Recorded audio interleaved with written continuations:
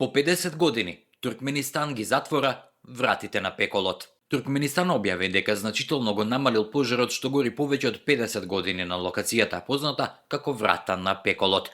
Пожарот е активен во пустината Каракум од 71 година, кога советските научници случајно откриле подземен џеп исполнет со газ додека дупчале, а потоа решиле да го запалат во обид да спречат неконтролирано ослободување на метан.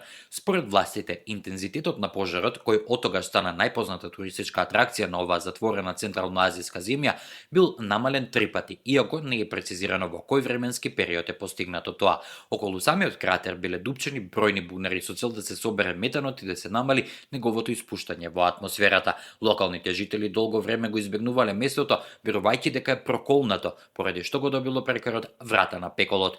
Освен визуелниот ефект, кратерот постојано испушта длабок руморист звук и мирис на сулфур, што го прави искуството уште понеобично.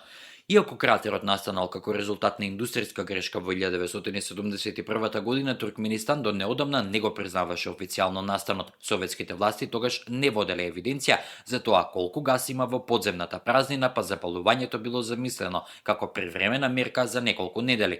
Но залехите се покажале како огромни и оттогаш огнот не престанува да гори веќе скоро 50 години.